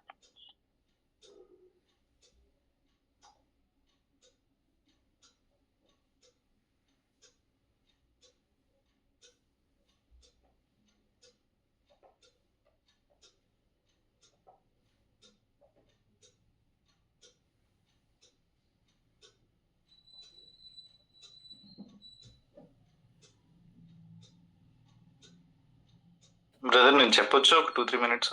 అంటే ఆల్రెడీ నేను చెప్పేసాను. ఇది నా జీవితంలో జరిగింది. అంటే ఎవరు సైలెంట్గా ఉన్నారు కాబట్టి చెప్దాం అనుకుంటున్నాను. చెప్పండి బ్రదర్, చెప్పండి. సో ఇది నా జీవితంలో జరిగి ఇది 10th ఇయర్ ఇది కాబట్టి ఒకసారి మళ్ళీ అది గుర్తొచ్చి నాకు దేవుని మహిమపరచాలనిపించింది అనమాట. నేను సాఫ్ట్వేర్ ఇంజనీర్ కింద వైజాగ్లో వర్క్ చేస్తూ ఉండేవాడిని అండి. సో 2016లో జరిగింది ఇది అనమాట. సో అప్పటికి నాకు 10 years ఎక్స్పీరియన్స్ ఉండేదన్నమాట. సో 2016లో నేను ఒక జాబ్ మారాను, వేరే కంపెనీకి వెళ్ళాను. సో డబుల్ శాలరీ వచ్చింది, డబుల్ ప్యాకేజ్. నేను చాలా సెటిల్ అయిపోయాను అనుకున్నాను అనమాట. నా మంచి ఉద్యోగం ఉంది, నా ఇంట్లో ఫైనాన్షియల్ ఏ ప్రాబ్లమ్స్ ఏం లేవు. నా వైఫ్ తను బ్యాంక్ ఎంప్లాయీ, మా మదర్ అప్పటికి టీచర్. సో ఫైనాన్షియల్గా ఎటువంటి ఇబ్బంది లేదు. ఆ సంవత్సరాలు 2016 అంటే దేవుడిని వదిలిపెట్టి నేను తిరుగుతున్న సంవత్సరాలు అవన్నీ. సో నేనేమనుకున్నానంటే కంప్లీట్గా నేను వెల్ సెటిల్డ్, నాకు ఇంకా తిరగలేదు నా జీవితానికి అనుకున్నాను అనమాట. నేను నా ఉద్యోగంలో కూడా చాలా ఎక్సెల్ ఉన్నాను, చాలా టాప్ పొజిషన్లో ఉన్నాను ఆ టైంకి. సో ఈ జాబ్ మారేసరికి నా వైఫ్ కూడా ఆ ప్యాకేజ్ అంతా చూసి మనం ఒక కార్ కొనుక్కుందాం, అప్పటికి నాకు 33 years, కార్ కొనుక్కుందాం, జాబ్ మారారు కదా, ఇప్పుడు పొజిషన్ అంతా మారింది కదా. సో అండ్ కారు ఉంది, 2 పిల్లలు ఉన్నారు, వైఫ్ ఉద్యోగం, మా మదర్ ఉద్యోగం, నేను మంచి పొజిషన్లో ఉన్నాను. సో నాకు తిరిగేలేదనుకునేవాడిని, చాలా సంతోషంగా ఉండేవాడిని అనమాట. సో 2016 ఏప్రిల్లో ఒక సంఘటన జరిగింది. మా చిన్నోడు ఫస్ట్ బర్త్డే అనమాట అది. సో కేక్ కోసం ఫంక్షన్ హాల్లో పైకి కిందకి తిరుగుతూ ఉన్నాను. కేక్ లేట్ అయిపోయింది, ఒక పక్కన ప్రేయర్ అయిపోయింది, మెసేజ్ అంతా అయిపోయింది. కేక్ కోసం వెయిట్ చేస్తున్నాం, కేక్ ఇంకా రాలేదు. అది డిజైన్డ్ కేక్ అనమాట, 6-7 కేజీస్ కేక్. అది ఆర్డర్ పెడితే వాళ్ళు డెలివర్ చేయాలి, వాళ్ళు ఇంకా రాకపోతే ఫోన్లు చేస్తూ వాళ్ళకి అటు ఇటు తిరుగుతూ ఉన్నాను. సో కేక్ వచ్చింది, అదేమో లిఫ్ట్ లో పట్టుకెళ్తున్నారు, నేనేమో గబగబా 2 మెట్లు ఎక్కుతున్నాను. అంటే ఇలా జంప్ చేస్తూ ఎక్కుతున్నాను ఫాస్ట్ గా. ఫస్ట్ ఫ్లోర్ ఎక్కాను, సెకండ్ ఫ్లోర్కి వచ్చేసరికి నా రైట్ లెగ్ 2 బోన్లు ఎక్కడ కరెక్ట్ గా ఆ పెల్విక్స్ దగ్గర ఆ జాయింట్ బోన్ 2 లోపల ఒకసారి గుద్దుకున్నట్టు అయ్యి ఆ కాలు అంతా చచ్చుబడిపోయింది. ఇంకా అక్కడి నుంచి పని చేయట్లేదు కాలు. ఆన్ ది స్పాట్ కాలు పనిచేయడం మానేసింది. ఎడం కాలు పనిచేస్తుంది, కుడి కాలుకి అసలు స్పర్శ లేదు. విపరీతమైన పెయిన్ అన్నమాట. ఈ కాలు రావట్లేదు, అలా ఈడ్చుకుంటేనే లోపలికి విపరీతమైన నొప్పి. ఏం జరిగిందో కూడా నాకు తెలియదు. కేక్ కటింగ్ కి లోపలికి వెళ్ళిపోయాను, కేక్ కటింగ్ అయిపోయింది. ఇంక ఫొటోస్ తీసుకుంటున్నారు. నేను ఇంక బయటకు వచ్చేసి ఆ ఫంక్షన్ హాల్ బయట ఒక ఆటో స్టాండ్ ఉందన్నమాట. ఆటో డ్రైవర్స్ అందరూ కూర్చోడానికి బయట ఇలా చిన్న గట్టులాగా సిమెంట్ తో చేసి ఉంచుతారు. సో దాని మీద పడి దొర్లుతూ ఏడుస్తున్నాను ఆ పెయిన్ కి. ఇంతలో ఎవరో చూసారు, ఆ ఫంక్షన్ కి వచ్చిన వాళ్ళు, మా ఫ్రెండ్స్ లేకపోతే చుట్టాలు ఎవరో చూసి చెప్పినట్టున్నారు. మా వాళ్ళందరూ వచ్చి ఏంటిందంటే ఏడుస్తున్నాను గట్టిగా, కాలు రావట్లేదు, కాలు నొప్పి వచ్చేస్తుంది అని. సో అందరూ డిస్పర్స్ అయిపోయారు. కాసేపటికి భోజనాలు చేసి వెళ్ళిపోయిన వాళ్ళు వెళ్ళిపోయారు. సో నైట్ 1 గంట 2 గంటల వరకు ఆ నొప్పి భరించలేక ఇంట్లో దొర్లుతూ పిచ్చి కేకలు పెడితే ఏడుస్తున్నాను. నా వైఫ్ ఏడుస్తుంది, మా మదర్ ఏడుస్తున్నారు, ఇంట్లో వాళ్ళందరూ ఏడుస్తున్నారు నన్ను చూసి. ఏం జరుగుతుందో కూడా తెలియదు. సో సడన్ గా డార్క్నెస్ నా జీవితంలోకి ఎంటర్ అయింది. అప్పటి వరకు నాకు ఇంక తిరిగే లేదనుకున్నాను. పీక్స్ లో ఉంది నా లైఫ్ సెటిల్ అనుకున్నాను. సో ఏది బలం అనుకున్నానో అదంతా ఎందుకు పనికిరాకుండా అయిపోతుంది అనమాట. సో అక్కడి నుంచి మొదలైందండి. నేను వేరే డాక్టర్ల దగ్గరికి వెళ్తా వచ్చాను. టాప్ మోస్ట్ ఆర్థోపెడిషియన్స్ అందరి దగ్గరికి వెళ్తా వచ్చాను అనమాట. సో ప్రతి డాక్టర్ నన్ను కొన్ని క్వశ్చన్లు అడిగాడు, అవి ఏవి కూడా నా జీవితంలో లేవు. నువ్వు ఎప్పుడైనా డ్రగ్స్ వాడేవా, స్టెరాయిడ్స్ వాడేవా, లేకపోతే నీకు ఏదైనా మేజర్ యాక్సిడెంట్ ఏమైనా అయిందా, నువ్వు ప్రొఫెషనల్ స్పోర్ట్స్ పర్సన్ వా? ఎందుకంటే ఆ బోన్ కి, ఆ థై బోన్ అక్కడ ఆ పెల్విక్స్ దగ్గర ఉండే ఆ బాల్ ఉంటది, ఆ దానికి ఇష్యూ వచ్చింది అనమాట. ఏం జరిగిందంటే బోన్ కుళ్ళిపోతుంది, ఆ బాల్ అక్కడ ఉండే ఆ జాయింట్ బాల్ కుళ్ళిపోతుంది, దానికి బ్లడ్ సర్క్యులేషన్ అందక అది ఇంకా మళ్ళా రికవర్ అవుతుంది. అది అలాగా కుళ్ళిపోతూనే ఉంటది అనమాట. ఆ డెడ్ బోన్ అది, దానికి బ్లడ్ సర్క్యులేషన్ అందకపోవడం వల్ల అది డెడ్ అయిపోయి అదంతా కుళ్ళిపోతూ ఆ చుట్టూ ఉన్న టిష్యూస్ అన్ని కుళ్ళిపోతూ బోన్ అంతా డెడ్ అయిపోతుంది. కాబట్టి upper body weight lower body మీద పడేసరికి తట్టుకోలేకపోతుంది అనమాట. ఎలా ఉండేదంటే ఒక స్క్రూ డ్రైవర్ తీసుకుని పొడిచి ఇలా తిప్పుతూ ఉంటే ఎలా ఉంటుందో అంత పెయిన్, ఇలా పిన్నింగ్ అనమాట, లోపలికి ఇలాగా నొక్కి తిప్పుతున్నట్టు ఉండేది. ఎటువైపు పడుకున్నా సరే, అంటే ఇప్పుడు ఈ పొజిషన్ లో పడుకుంటే నొప్పి తగ్గుతుంది అనేది ఏమి ఉండేది కాదు. కూర్చున్నా, లేచినా, పడుకున్నా, ఎలా ఉన్నా సరే. నేను ఈవెన్ బాత్రూమ్కి వెళ్ళినప్పుడు వెస్టర్న్ దానికి వెళ్ళినా ఆ వెస్టర్న్ దాని మీద కూడా కూర్చోలేను. నేను నిలబడే 1 అయినా 2 అయినా సరే చేయాల్సి వచ్చేది. నేనేమో చాలా బలంగా ఉండేవాడిని. కానీ ఇప్పుడు నా పరిస్థితి ఏమైందంటే బాత్రూమ్కి ఇంకొకరు నడిపించుకుంటూ తీసుకెళ్లాల్సిన పరిస్థితి వచ్చింది ఇంట్లో. ఆ బాత్రూమ్కి వెళ్ళానా నిలబడి వెళ్ళాలి, మళ్ళా వాష్ చేయడం కూడా ఇంకా వాష్ చేసుకోవడానికి ఏముండదు, అలా నిలబడి షవర్తో స్నానం చేసి రావడమే. ఎందుకంటే నేను ఫోల్డ్ అవుతున్నా కాలు. సో ఈ డాక్టర్లందరినీ చూపించినప్పుడు ఇది ఇలా అవుతుందమ్మా, నీకు ఇవి ఏమైనా జరిగాయంటే ఏమీ లేవు, అవి ఏమీ జరగలేదంటే, నేను స్టెరాయిడ్స్ ఎప్పుడు వాడలేదు, నేను డ్రగ్స్ ఎప్పుడు తీసుకోలేదు, నాకు ఎప్పుడు యాక్సిడెంట్ అవ్వలేదు అని. సో వాళ్ళు చాలా ఆశ్చర్యపోయి మరి ఎందుకు ఇది వచ్చింది అని, ఎవరు కూడా డయాగ్నోసిస్ చేసిన వాళ్ళు ఎవరు కూడా ఇది అని చెప్పేవారు కాదనమాట. ప్రతి రోగానికి ఏదో పేరు పెట్టాలి కదా. ఆ పేరు పెట్టాలంటే ఈ చెప్పిన సిమ్టమ్స్ అన్ని వాళ్ళు అడిగినవన్నీ కూడా నా దగ్గర జరిగి ఉండాలి. అవి ఏవి జరగలేదు, కానీ ఈ రోగం వచ్చింది. అంటే నెక్రోసిస్ అనేది అనమాట. ఆ నెక్రోసిస్ రావాలంటే ఇవన్నీ జరగాలి. ఇవన్నీ లేవు కాబట్టి నెక్రోసిస్ అని చెప్పలేకపోతున్నారు. అది నెక్రోసిస్ లాంటిదే మళ్ళీ. అందుకని క్వశ్చన్ మార్క్ పెట్టేసి వదిలేశారు అలా. దానికి ఒక పేరు అంటే నేను పెట్టలేదు. సో షార్ట్ కట్ లో చెప్తున్నానండి. 6 మెంబర్స్ చూపించాను, అంటే 6 టాప్ మోస్ట్ డాక్టర్లు చూపించాను. 6వ డాక్టర్ ప్రేమ హాస్పిటల్ అని వైజాగ్ లో ఉందన్నమాట. ఆయనకి పద్మశ్రీ అవార్డు కూడా ఇచ్చారు గవర్నమెంట్. ఆయన సక్సెస్ఫుల్ పోలియో ఆపరేషన్స్ చేసిన వ్యక్తి అనమాట. ఎక్కడెక్కడి నుంచో వస్తారు, ఢిల్లీ నుంచి, ముంబై నుంచి, ఇటు ఒరిస్సా, కోల్కతా ఇట్లా అన్నిటిలోంచి వస్తారనమాట. సక్సెస్ఫుల్ గా చేస్తాడు ఆయన. ఆయనకి చెప్పాడంటే ఇంక అదే ఫైనల్. ఎందుకంటే ఆయన చాలా పెద్ద, 85 years ఆ టైంకి. నేను ఇప్పుడు మరి బ్రతుకున్నాడో లేదో కూడా తెలియదు. నేను వెళ్ళిన టైంకి 85 years ఆయనకి. పద్మశ్రీ అవార్డు ఇచ్చారు ఆయన. సో ఆయన దగ్గరికి వెళ్ళక ముందు నా పరిస్థితి ఏంటంటే, రోజు ఇంట్లో ట్రాక్షన్ అంటారు. ట్రాక్షన్ అంటే పడుకోబెట్టి కాలు ఇలా పైకి పెట్టి 45 degrees యాంగిల్లో ఒక 5 kg బియ్యం బస్తా నా కాలుకి వేలాడి తీసేవారు అనమాట, కింద ఒక సపోర్ట్ పెట్టి. సో ఇంతే, ఇంట్లో ఇంతే ఉండడం. నేను ఏదైతే ఉద్యోగం అనుకుని నేను సంబరపడ్డానో, వాళ్ళు ఒక నెల పాటు పాపం బాగానే సపోర్ట్ చేశారు. నెల వర్క్ ఫ్రమ్ హోమ్ తీసుకో అని చెప్పారు, తీసుకున్నాను. 2 నెలలకు వచ్చేసరికి మరి శాలరీ ఇవ్వలేరు కదా. వాళ్ళు ఏం చేశారంటే, నీ జాబ్ అయితే తీయం కానీ నీకు శాలరీ ఇవ్వలేము అన్నారు అనమాట. నువ్వు బాగా బాగైన తర్వాత రా అన్నారు. సడన్ గా ఏది శాలరీ అనుకున్నానో అది జీరో అయిపోయింది. ఏది ఉద్యోగం అనుకున్నానో ఆ ఉద్యోగానికే ఇబ్బంది వచ్చింది అనమాట. ఉద్యోగం తర్వాత ఇంకా నెక్స్ట్ మంత్ ఉంటుందో లేదో కూడా తెలియదు ఉద్యోగం. ఏది నేను చూసుకుని నేను ధైర్యపడ్డానో అవన్నీ ఒక్కొక్కటి ఫేడ్ అయిపోతా వచ్చాయి. ఇంట్లో చూస్తేనో నా పరిస్థితి అలా పడుకుని ఉండడం, కాళ్ళలో పైకి పెట్టి ఆ బరువు ఎలాంటి తీసుకుని. మా పెద్దోడు వచ్చేవాడు అనమాట, అప్పటికాడికి 4 years. వచ్చి నా మీద అలా పడుకుని డాడీ డాడీ అని ఏడుస్తూ ఉండేవాడు. ఆడికి ఏం జరుగుతుందో తెలియదు, అర్థమయ్యేది కాదనమాట. ఒకేసారి తిరుగుతున్న వ్యక్తిని అలా పడుకుని మంచానికి పరిమితం అయ్యేసరికి ఆడు చూసి తట్టుకోలేకపోతుండేవాడు. ఆ ఫ్రస్ట్రేషన్ లో నన్ను ఎత్తుకో అని ఏడుస్తూ ఉండేవాడు. ఆ ఏడుపు చూసి నాకు ఏడుపు వస్తూ ఉండేది. నా బరువు నేనే మోయలేకపోతున్నాను, నిలబడలేకపోతున్నాను. సో కెరీర్ లో ఒక టాప్ మోస్ట్ పొజిషన్ లోకి వెళ్ళిపోవాలనే అంబిషన్ పెట్టుకున్న నేను, నా అంబిషన్స్ మారిపోయి నాకు ముందున్న ఒకే ఒక అంబిషన్ ఏంటంటే, ఒక్క నిమిషం నిలబడగలిగితే చాలు, ఒక్క నిమిషం నొప్పి లేకుండా నిలబడగలిగితే చాలు అనేది నా టార్గెట్. మట వేసుకొని కింద కూర్చోగలిగితే చాలు, ఇవే నా టార్గెట్లు.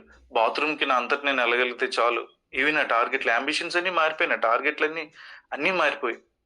సో ఇంత బాధలు పడుతున్నాను.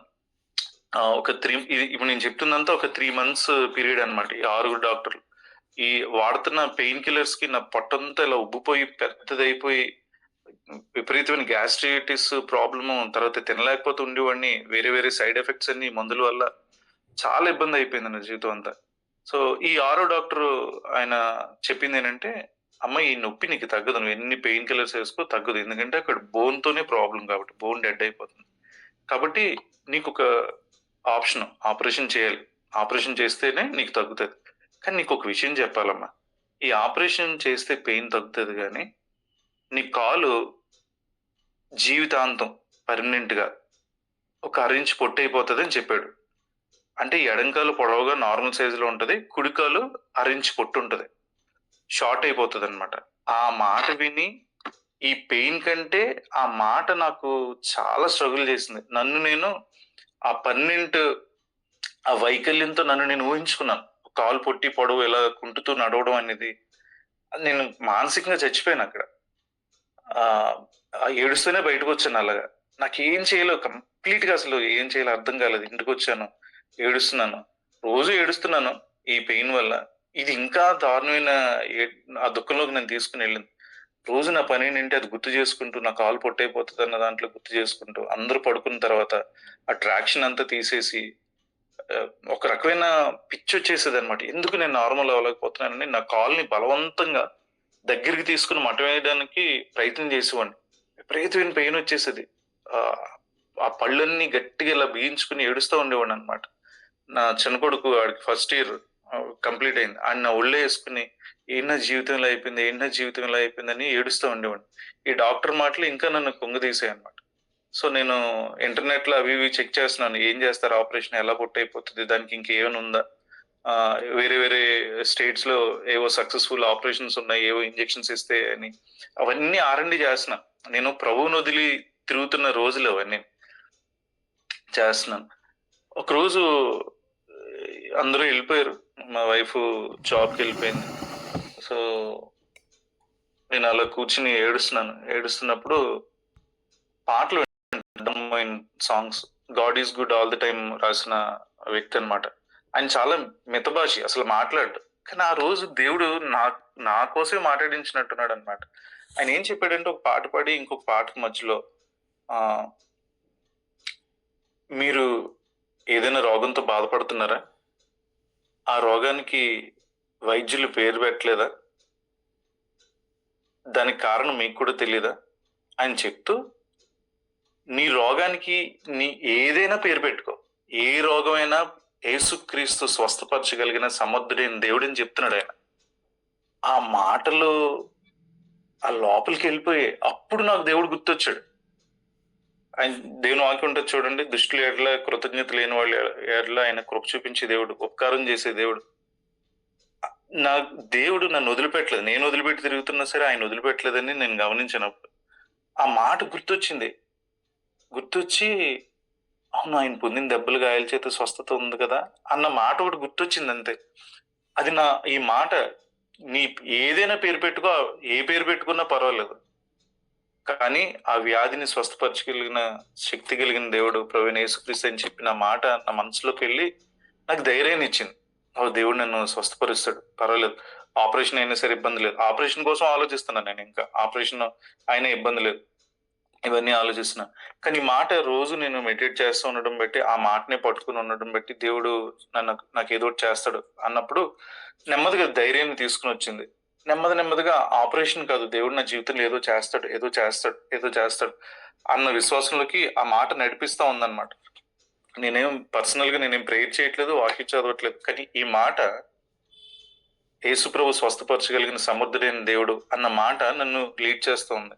సో ఈ 6 డాక్టర్లను పక్కన పెట్టి హోమియోపతికి వెళ్ళాను.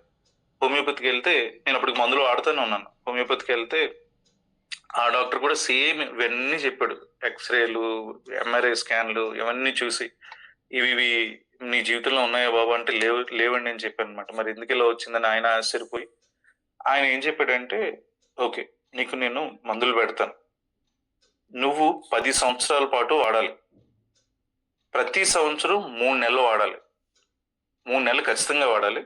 శీతాకాలం నీకు నొప్పి వస్తుంది, ఏసీలో ఉన్నప్పుడు నొప్పి వస్తుంది, చల్లటి ప్రదేశాల్లోకి వెళ్ళినప్పుడు, కూల్ ప్లేసెస్ లోకి వెళ్ళినప్పుడు నీకు నొప్పి వస్తుంది, అంటే మ్యాక్సిమం చల్లదనంలో ఉన్నప్పుడు నీకు నొప్పి వస్తుంది.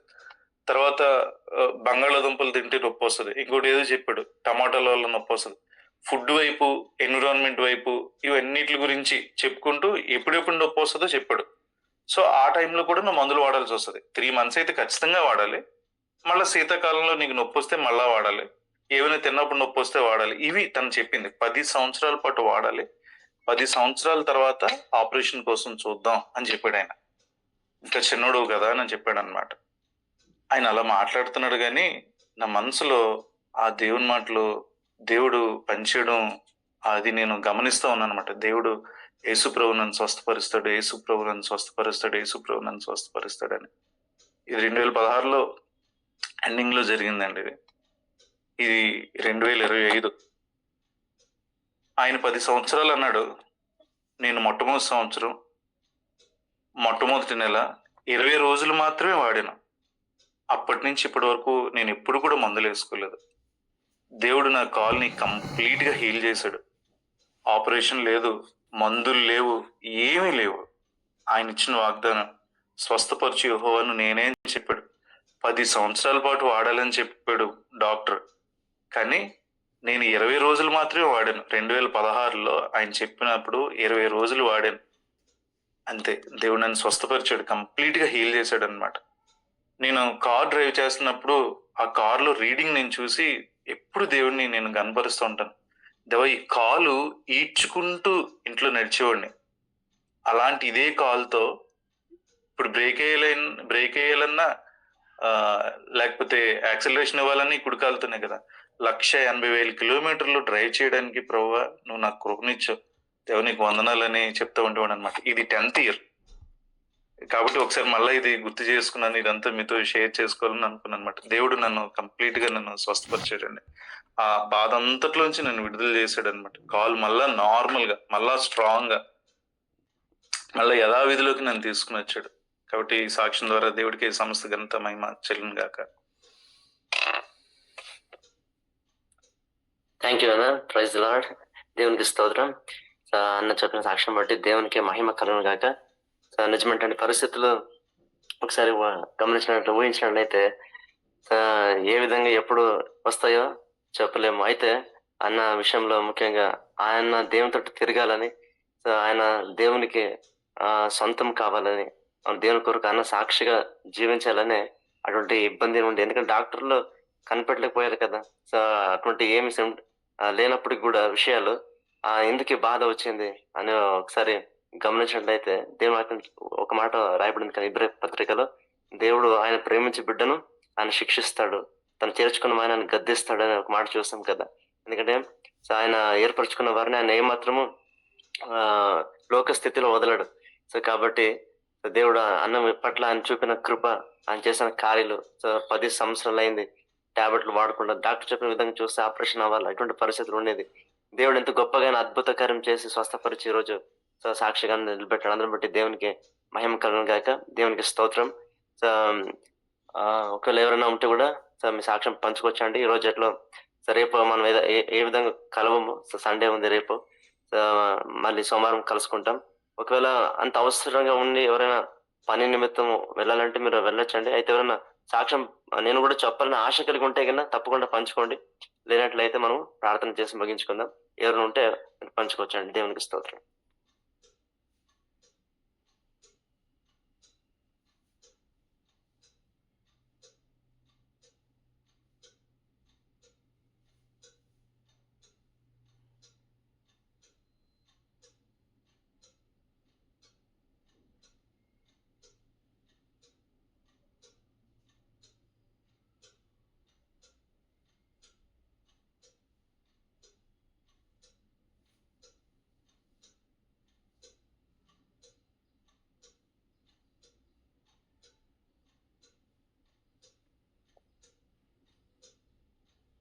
దేవునికి స్తోత్రం అండి. ఒకవేళ ఎవరు లేనట్టయితే సమయంలో మనం ప్రార్థన చేసుకుందాం. ముఖ్యంగా ఈరోజు పంచుకున్న ప్రతి ఒక్క సాక్ష్యం నిమిత్తము, అదేవిధంగా రేపు జరిగే ఒక ఆరాధన నిమిత్తము, తర్వాత మరలా మనం కలుసుకుపోయే ఒక సోమవారం మళ్ళీ కలుసుకుపోతున్న ప్రార్థనలో. కాబట్టి అందరూ దేవుడు తన కృపక్షంలో అందరినీ కాపాడి నడిపించలాగిన మన మధ్యలో ప్రభుదాసన ప్రార్థన చేస్తారు. అన్న ప్రార్థన చేయక మునుపు ఒకవేళ ఎవరైనా ఒక పాట, ఒక చరణం, ఒక పల్లవి పాడాలని ఉంటే కన్నా తప్పకుండా పాడి దేవుని నామాన్ని మాయపరచని కోరుతానండి. ఎవరైనా ప్రేమించబడిన వారు ఒక చరణము, పల్లవి మాత్రమే మీరు పాడినట్లయితే నెక్స్ట్ ప్రభుదర్శన ప్రార్థన చేసి చివరి ఆశీర్వాదం ఇస్తారు. రాజాజీ బ్రదర్ మీరు పాడండి అన్న. ఓకేనా, పాడండి అన్న. చిన్న కోరస్ లాగన్నా. నేనింతవరకు క్షేమముగా ఉన్నానంటే నీ కృపయే కదా యేసయ్యా. నేనింతవరకు క్షేమముగా ఉన్నానంటే నీ కృపయే కదా యేసయ్యా. నా బలము కాదయ్యా, నా శక్తి కాదయ్యా, నీ చల్లని చూపే నా యేసయ్యా. నా బలము కాదయ్యా, నా శక్తి కాదయ్యా, నీ చల్లని చూపే నా యేసయ్యా. నీకే ఆరాధన, నీకే ఆరాధన, స్తుతి ఆరాధన చేసేదా. నీకే ఆరాధన, నీకే ఆరాధన, స్తుతి ఆరాధన చేసేదా. నన్ను కన్నా వారి కంటే మిన్నగా నన్ను ప్రేమించిన యేసయ్యా. నన్ను కన్నా వారి కంటే మిన్నగా నన్ను ప్రేమించిన యేసయ్యా. నేనింతవరకు క్షేమముగా ఉన్నానంటే నీ కృపయే కదా యేసయ్యా. మేమింతవరకు క్షేమముగా ఉన్నామంటే నీ కృపయే కదా యేసయ్యా. మా బలము కాదయ్యా, మా శక్తి కాదయ్యా, నీ చల్లని చూపే నా యేసయ్యా. మా బలము కాదయ్యా, మా శక్తి కాదయ్యా, నీ చల్లని చూపే నా యేసయ్యా. నీకే ఆరాధన, నీకే ఆరాధన, స్తుతి ఆరాధన చేసేదా. నీకే ఆరాధన, నీకే ఆరాధన, స్తుతి ఆరాధన చేసేదా. నా బలము కాదయ్యా, నా శక్తి కాదయ్యా, నీ చల్లని చూపే నా యేసయ్యా. నా బలము కాదయ్యా, నా శక్తి కాదయ్యా, నీ చల్లని చూపే నా యేసయ్యా. దేవుడికి వందనాలండి. థ్యాంక్ యూ అన్న. థ్యాంక్ యూ అన్న. నిజంగా ఒక మాట అన్న గురించి చెప్తాను నేను ఒక్క నిమిషంలో. నిజంగా సహోదరుడు అన్న రాజాజీ బ్రదరు నిజంగా చెప్తా ఉన్నాను. అయితే ఎంపీటీసీ చేస్తూ ఉన్నప్పుడు అన్న వాళ్ళ మిస్సెస్ ఎంపీటీసీ చేశారు కోర్సు. సో బీహార్ వెళ్తూ ఉన్నాము, అన్న వాళ్ళది వైజాగ్. సో ఎక్కడ పరిచయం అంటే అన్న కోల్కతాలో మనం హాల్ట్ ఆగాము. కలకత్తా దగ్గర రెస్ట్ రూమ్కి వెళ్ళి లైన్లో నిలబడినప్పుడు పరిచయం అన్న నాకు. ఆ రెస్ట్ రూమ్ లైన్ ఎక్కువ ఉన్నప్పుడు పలకరించినప్పుడు అన్నతో నేను ఒక 3 నిమిషాల నుంచి 5 నిమిషాలు మాట్లాడింటాము అంతే. ఇంకా తర్వాత మళ్ళీ ఎంపీటీసీ అయిపోయింది, ఇంతవరకు కూడా ఎప్పుడు మాట్లాడలేదు. ప్రభు యొక్క మహాకృపను బట్టి మధ్యలో అన్న ఒకసారి మన గ్రూప్లో వాక్యం చెప్తూ వచ్చాడు. నిజంగా ఈ చిన్న పరిచయము ఆ కోర్సు చేసేది కూడా అన్న కాదు, అక్కనే అన్న వాళ్ళ మిస్సెస్. సో ఎంతగా దేవుడు ఆ యొక్క ఉద్దేశము అన్నను వాడుకోవాలని, అన్న యొక్క సాక్ష్యం ద్వారా మనమందరం బలపడాలని. అంటే ఈ ఉద్దేశం ఏంటంటే ప్రతి సాక్ష్యంలో మనము ఒక గొప్ప కార్యాన్ని చూడాలంటే దేవుడు ఎంతగా స్ట్రగుల్స్ గుండా మనల్ని తీసుకెళ్తాడు అనేది మనము చూడకుండా సక్సెస్ ఎక్కువగా మనం చూడగలుగుతాం అన్నమాట, ఆశీర్వాదం. సో కానీ అన్న పంచుకునే విధానము, ఆ చెప్పే విధానంలో ఆ నొప్పి ఎంతగా వెళ్ళినప్పటికి కూడా ప్రభు పైన నేను ఇంతగా ఆనుకోగలుగుతూ వచ్చాను. ఇలాంటి సందర్భాల్లో ప్రభు నన్ను ఎలా నడిపించాడు అనేది చాలా స్పష్టంగా ఈ అనుభవం గుండా వెళ్తేనే మనం ఆ యొక్క దేవుని యొక్క కార్యాన్ని చూడగలుగుతాం. సనుగులు, సంశయములు, అనుమానాలు, ఎన్నో బలహీనతలు ఇవన్నీ మనం విడిచిపెట్టి ప్రభు ఇచ్చిన మాట కొరకే మనం పట్టుకొని ఆ విశ్వాసం, నమ్మకం, అంతే ఆనందంతో, అంతే సమాధానంతో మనం ప్రయాణం చేస్తేనే దేవుని యొక్క కార్యము మన జీవితంలో జరుగుతుంది. నిజంగా అన్న సాక్ష్యాన్ని బట్టి, అదర్స సిస్టర్ శ్రీను బ్రదర్ సాక్ష్యాన్ని బట్టి చాలా తక్కువ మాటలు అన్నప్పటికీ కూడా దేవుడు నిజంగా అన్నను మన అందరిలో ఈ విధంగా కలవడానికి, ఈ విధంగా పరిచర్లో, ఫుల్ టైం పరిచర్లో అన్న కొరకు కూడా ప్రభుదాస్ అన్న ప్రార్థన చేయండి అన్న. Thank you so much. Praise lord brother. Praise lord. అందరికీ ప్రైజ్ లార్డ్. మా గొప్ప తండ్రి, ప్రేమగల మహారాజా, సమస్త మనము బాగుగా చేసే దేవా, నేను నేడు ఏకరీతిగా ఉన్నవాడు, మార్పు చెందని మాట తప్పని దేవుడు, నాయన సకల ఆశీర్వాదములకు మించిన దేవుడు, నాయన మరి స్వస్థపరచు యెహోవావు, నాయన నేడు మాకు రక్షకుడుగా మీరు మాకు నాయన సమస్త క్రియలను జరిగించచ్చు. నాయన ఆశ్చర్యమైన కార్యములను, నాయన బహు విస్తారమైన నాయన సూచక్రియల మీద జరిగించి ప్రభువా నాయన మా పక్షాన మీరు గొప్ప దేవుడుగా మీరు రుజువుపరుచుకుంటున్న విధానం బట్టి మీ నామాన్ని స్తుతిస్తూ ఉన్నాను తండ్రి. ఈ ఉదయకాల సమయంలో నాయన మరి నీ సాక్ష్యాన్ని పంచుకున్నటువంటి అనుభవ సాక్ష్యాన్ని ప్రభువా మరి పంచుకున్న ప్రతి ఒకరి కొరకును కూడా పేరు పేరు వరుసన మేము ప్రార్థన చేసుకుంటున్నాం తండ్రి. ప్రభువా ఒకరి ద్వారా ఒకరు నాయన ఎలాగూ నాయన క్షేమాభివృద్ధి నాయన మేము పొందుతున్నందుకై మీకు ఎంతో స్తోత్రాలు.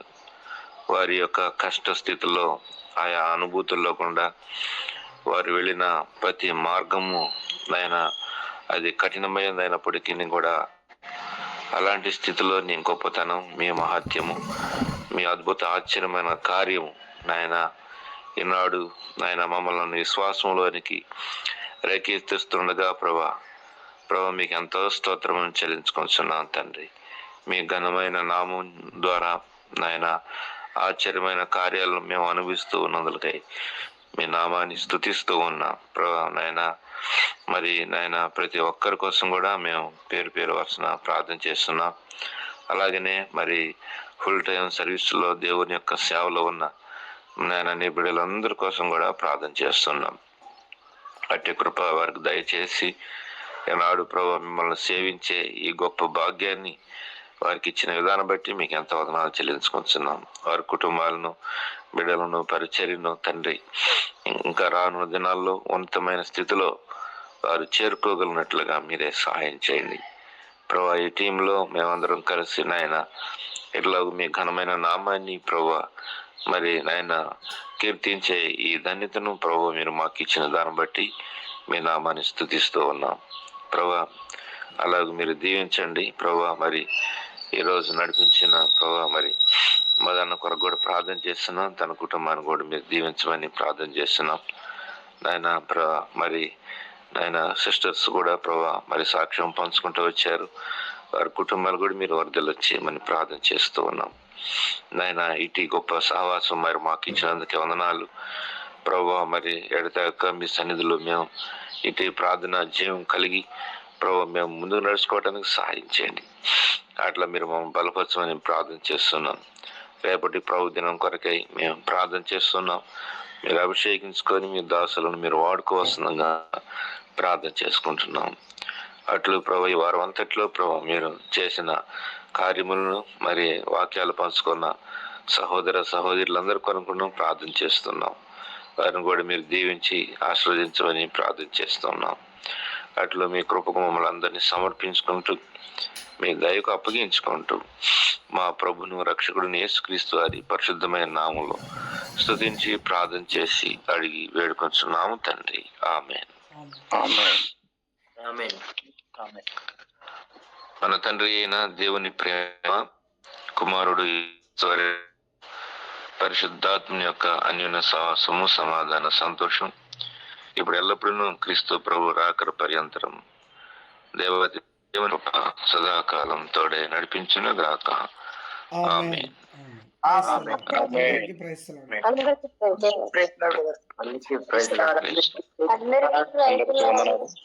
Praise lord. అందరికీ ప్రైజ్ లార్డ్. ప్రైజ్ లార్డ్ అమ్మా. Praise lord.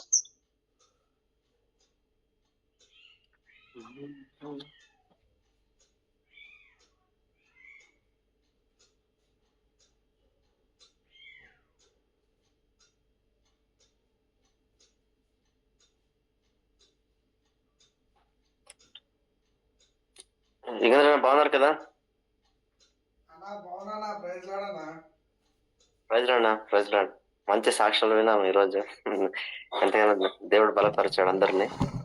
ఎస్ బ్రదర్, దేవునికి స్తోత్రం. నిజంగా మంచి సాక్ష్యాలు. అసలు ఆయన చాలా రిజర్వ్డ్గా ఉంటాడనా. నిజంగా దేవుడు గొప్ప కార్యాలు ఎన్ని చేశాడు. దేవుడు ఎంతగా నడిపిస్తాడు అనేది నేను సంతోషిస్తా ఉన్నా ప్రభువుని బట్టి. ఏ విధంగా మీరు ఎంపీటీసీ పోవాలా, వాళ్ళు రావాలా, అక్కడ కొంచెం మాట్లాడాలా? ఆయన కోసం రాలేదన్నా. దేవుడు నడిపింపు చూడండి.